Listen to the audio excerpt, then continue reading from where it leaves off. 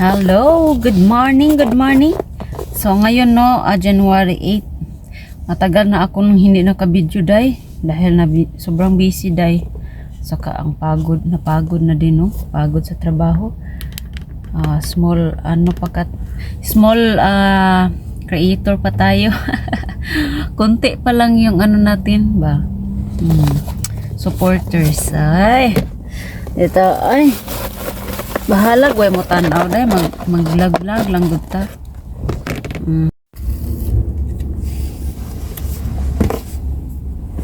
Good morning. Malamig dito day oy. Kain tayo. Kain tayo ng yogurt.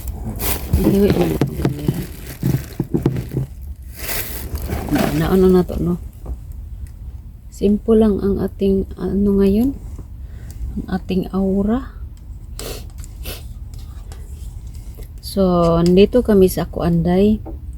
Sa affordable dentist, diba?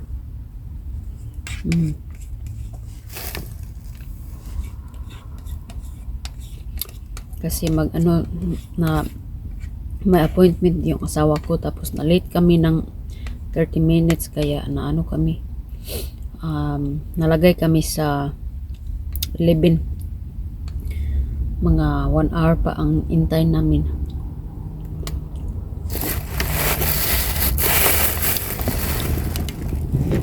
Hindi naman nila kasalanan no.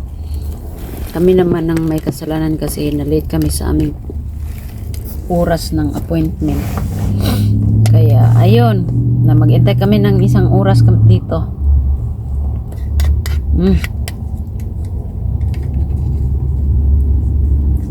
Grabe ang sarap nito day. Ngayon lang ako nakakain ng yogurt na nagustuhan ko kasi hindi talaga ako sa yogurt.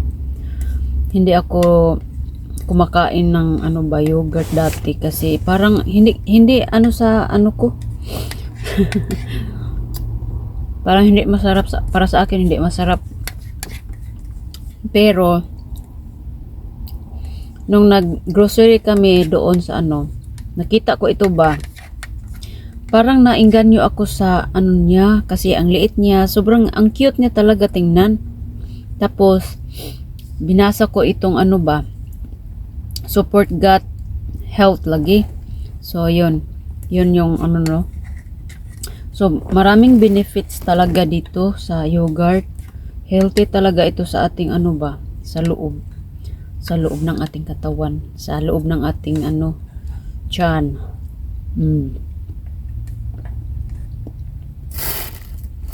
Kaya nainganyo ako na bumili ng isa. Una kong binili ang strawberry flavor. Tapos nung kinain ko dahil napakasarap talaga, lalo na kapag malamig. Ang sarap niya sa pakiramdam sa loob ng tiyan ko. Kasi kadalasan lagi dahil late akong kumain ng pagkain, hindi matunong sa oras. So kaya parang ang tiyan ko parang na siya, parang nasira. Kasi kapag hindi na ako magugutom ng ng early. Kaya ayun, parang naanad na ba yung tiyan ko ba na nasanay na hindi ako kumakain ng maaga.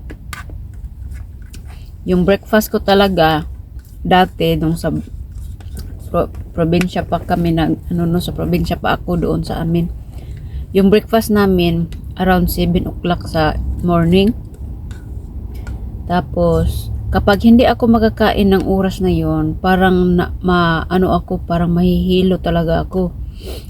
Pero ngayon na iba na yung katawan ko dahil kasi hindi na ako magugutom sa oras ng alas 7 o'clock.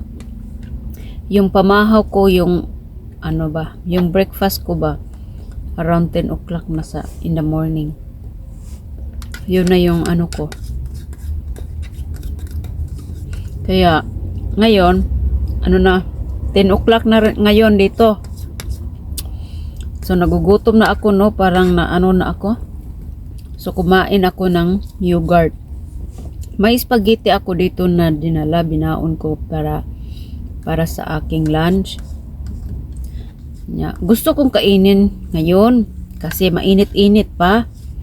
Pero naisipan ko yogurt na lang muna ang iuna ko sa ano ko sa tiyan ko at saka ito grapes kasi mas sabi nila daw mas maganda kapag kumakain ka ng healthy nung unang makapasok sa tiyan mo is healthy.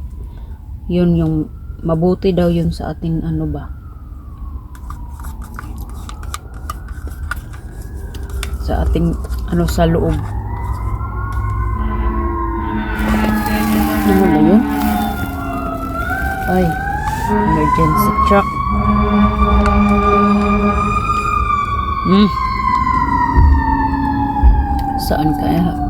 Saan kaya inyong pumunta? Yung asawa ko day nandoon pa sa loob day, nagintay pa siya doon day.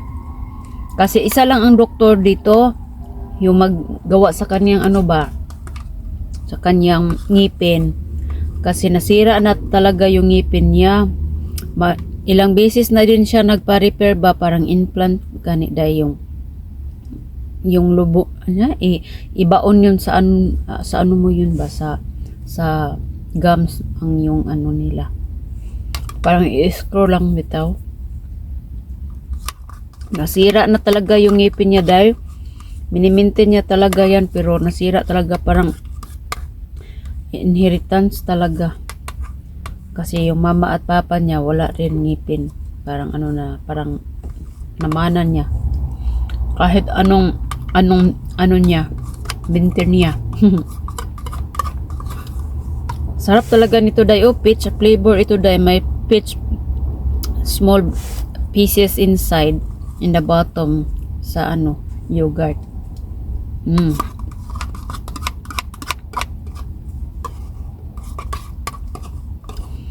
Masarap ito kasi may nagdala ako ng ice cubes ito nilagyan ko ng ice cubes para mas malamig kasi malamig dito ngayon, sobrang lamig. Hindi na sana kailangan ng ice cube. Kaso yung sasakyan namin kasi nga malamig, no, ang sasakyan namin sobrang init dito sa loob sasakyan namin kasi tinuturn on yung heater namin dito. Kasi kung wala yung heater, grabe dahil hindi makaya magtrabaho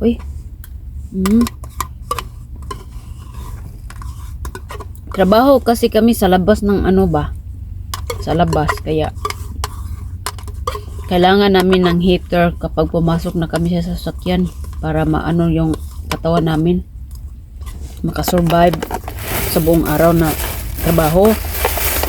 Kasi kung wala yun, agoy day, umuwi talaga kami day. May pa matug, no? Kauntag grapes, Hindi pa ako naglagay ng lipstick.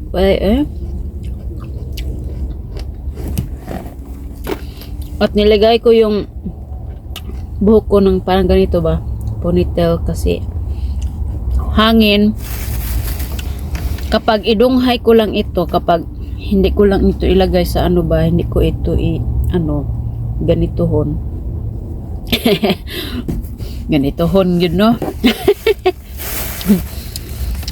Yung buhok natin day, ma-dry, sobrang dry kapag hindi natin i-anuhon ba? Sa mukha ni Tagalog, magtagalog, mangita nga, magbisaya, gede ay unta, no?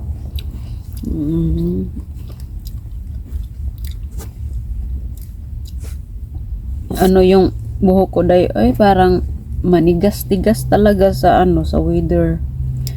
Parang hindi maintindihan din ng buhok ko ang weather dito. Ako day, parang nakauyon yung buhok ko sa sa conditioner na ginamit ko ba, Pantene. So ito yung baon ng asawa ko day, mga vegetables day, ano ito, frozen vegetables na ano na ba, may flavor na siya. Grabe ang hagard ko naman dito, tingnan, uy. Grabe. Parang ang gulo natin. So, pakita ko ang lunch ko ngayon. Ito, spaghetti ito, day, oh. Ano ito, day? Spaghetti na lutuin mo lang sa microwave. Pang mabilisan lang ito, day. Ano ito? Ano itawag ba ito? Anong meatball. Meatball spaghetti. Masarap naman talaga siya.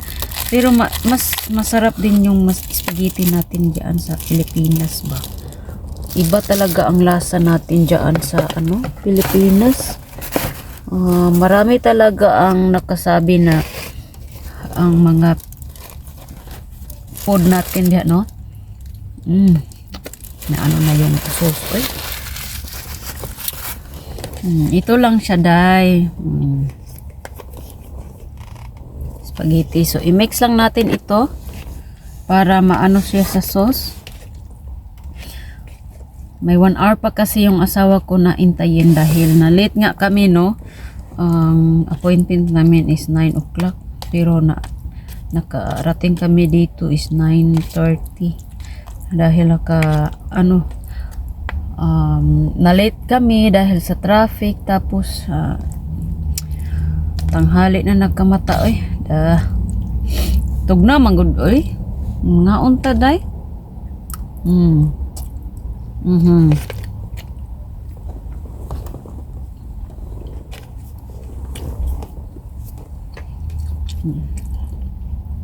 Humana man tagkaon og yogurt, diri na punta sa spaghetti.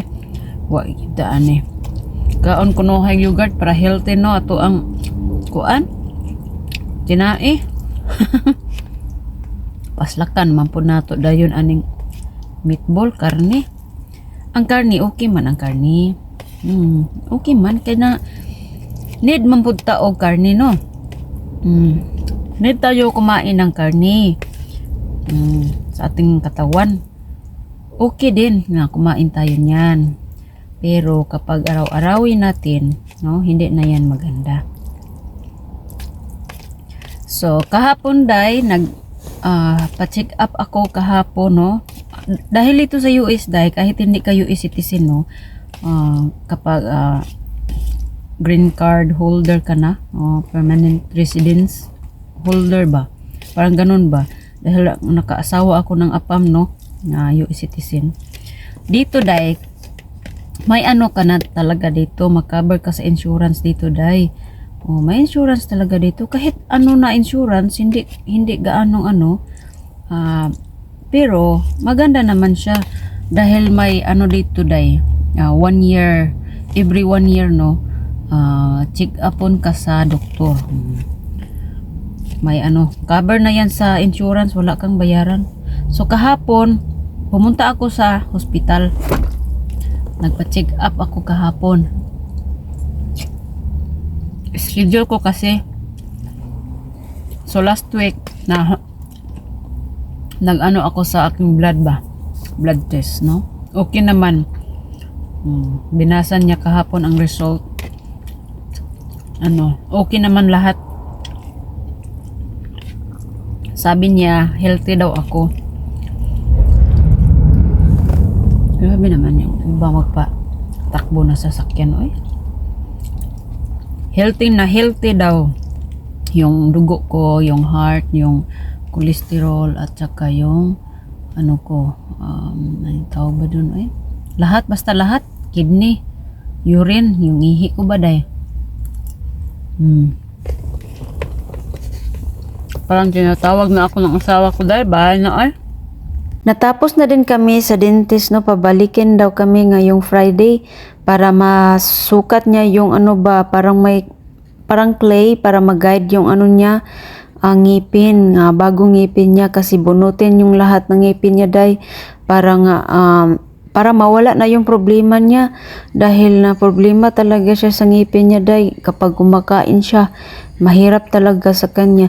Yung sa upper niya tapos na, Pero na-decide kami na i-ano na lang, i-up and down para mausa lang yung ano ba, ang ano niya, maintenance niya. At saka may kamahalan yung pinili niya kasi gusto ko na komportable talaga siya. Yung ano kasi, yung remove na dentures dye, sobrang hirap yun. Kaya ano, napag-isipan namin na ano na lang, yung parang itanim yun sa ano mo ba, parang i-connect yun sa bone mo. Kaya sobrang mahal niya talaga kasi mahirap na procedure yun. Pero gusto ko talaga yung asawa ko is comfortable siya kapag storya or parang mag-smile ba. Importante naman talaga sa atin yung ngipin, day. Dahil kapag wala tayo, kapag mayroong missing na isa, parang parang naiba na yung mukha natin. So, yan lang, chika for today, no? So, ngayon, day, tapos na kami sa aming trabaho, umuwi na yung video na to, umuwi na kami, hindi na ako naka-video sa trabahoan, day. Dahil nga, malamig, sobrang lamig, day. Tapos, parang mabilisan talaga yung trabaho namin ngayong araw kasi sobrang lamig na dito. Wala nga kaming ice dito, day. Hindi mag-ice dito sa amin. Pero ang hangin, day, grabe, ang sobrang lamig, day. Parang nakas sa fridge, day. Parang nakas sa ice talaga. Parang nakasulod ka ng refrigerator. Yun yung feeling. Kaya yun, umuwi na kami, day, dahil maagang maagang magdilim. So ito yung view natin, day. Na-miss talaga ako sa view, day. Kapag makakita ako ng maraming kahoy, day, maalala ko yung buhay ko doon sa probinsya namin ba, sa bukid namin, na parang napaka-peaceful talaga ang buhay natin doon sa probinsya, day, no? At saka yung pananim natin diha, whole year talaga, walang problema dahil walang ice. Masipag ka lang dyan sa atin, may libre ka ng makakain. Yung gulay, tsaka prutas, yung mga ganun ba, mga saging. So, ayun, day, no? Malapit na kami sa aming bahay, day. Mga 1 hour drive din galing sa trabaho. Malayo kasi dito sa amin ang mga territory namin. Kaya sipag din. Minsan, ako, day, ba, parang matatakot talaga ako. Parang everyday mag-travel kami. Hindi namin alam kung anong mangyari sa daan. Parang ganun, no? Pero, ko na lang yun. Parang liwala ko na lang yun kasi yung buhay namin, yun yung yung pamumuhay namin ba. Kasi yung asawa ko, day, gusto, okay naman siya na mag-retire. Parang, okay na talaga siya mag-retire, day, sa edad ng ito. Kaso ayaw niya kasi gusto niya talaga na magtrabaho siya. Nag-try talaga siya na hindi magtrabaho, mag-retire siya, but parang 2 buwan lang, day. Kaso ayaw niya talaga, para daw siyang mababaliw na walang gagawin sa bahay. Kaya magtrabaho daw siya hanggang may kaya pa. Hi! Naabot namin sa balay. Gabi na kayo. Tugnaw kaayo karon diri, oy.